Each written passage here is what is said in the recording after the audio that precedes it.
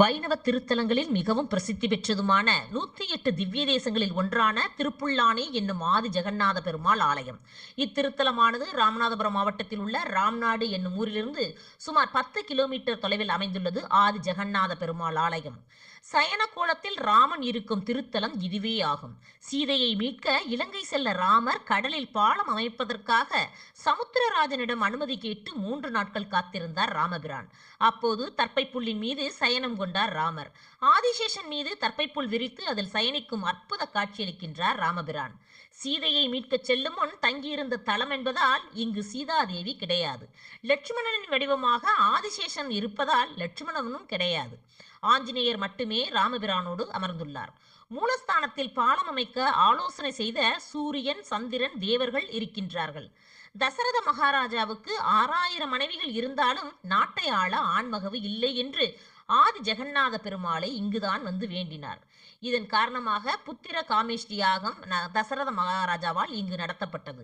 யாக குண்டத்திலிருந்து வந்த தேவதூதன் அளித்த பாயசத்தை தனது 3 மனைவிகளுக்கும் வழங்கினார் தசரத மகாராஜா. அதை சாப்பிட்டதன் பலனாக அவர்களுக்கு ராமன், லட்சுமணன், பரதன், சத்ருகன் ஆகியோர் பிறந்தனர். ஆண் குழந்தை வேண்டுபவர்கள் இன்றளவும் திருப்புல்லானி அருகே உள்ள சுமார் 4 கிலோமீட்டர் தொலைவில் உள்ள சேதுக்கரை என்னும் இடத்தில் நீராடிவிட்டு திருப்புல்லானி கோவிலுக்கு வந்து நாகர் சிலைக்கு முன்பு கணவனும் மனைவியும் உபவாசம் இருந்து அன்றிரவு கோவிலில் தங்கிவிட்டு மறுநாள் காலையில் நாகப்பிரதிஷ்டை மற்றும் புத்திர காமேஷ்டி யாகம் செய்ய வேண்டும். யாகம் முடிந்ததும் பிரசாதமாக பால் பாயசம் தரப்படும். இதனை அருந்தினால் குழந்தை பாக்கியம் இல்லாதவர்களுக்கு கூட நிச்சயம் ஆண் குழந்தை கிடைக்கும் என்பது ஐதீகம். சீதையை மீட்க ராமர் ஜெகநாத பெருமாளை வேண்டிய போது ஒரு பானம் பெருமாளால் வழங்கப்பட்டது. அந்த பானத்தை பிரயோகித்து ராவணனை அழித்தார் ராமர் என்பது வரலாறு. அதனால் எச்செயலை துவங்கும் முன்பு ஜெகநாதரை வேண்டிக் கொண்டால் அது நிச்சயம் வெற்றி பெறும் என்கிறார்கள் வரலாற்று ஆசிரியர்கள். ஆகையால் தான் இந்த சுவாமிக்கு வெற்றி பெருமாள் என்ற பெயரும் உண்டு. ஆதி ஜெகநாத பெருமாளானவர் அமர்ந்த கோலத்திலும், சயன ராமர் கிடந்த கோலத்திலும், பட்டாபிராமர் நின்ற கோலத்திலும் பக்தர்களுக்கு அருள்பாலிக்கின்றனர்.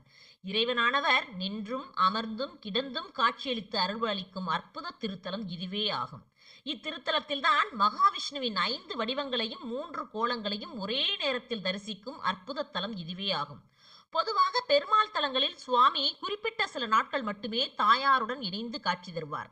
ஆனால் இங்கு சுவாமி வெள்ளிதோறும் தாயாருடன் சேர்ந்து காட்சி தருகின்றார் என்பது மேலும் சிறப்பு. தசரத மகாராஜனுக்கு ராமபிரான் அவதாரம் புரிய அருளிய பெருமாள் என்பதால் இத்திருத்தலம் பெரிய பெருமாள் என்றும் அழைக்கப்படுகின்றது. பெருமாளுக்கு காட்சி தந்த அரசமரம் இங்கு பிரசித்தி பெற்று விளங்குகின்றது. நீங்காத செல்வம் நிறைந்து விளங்க கெட்ட நேரம் கூட நல்ல நேரமாகும் திருத்தலம் இது.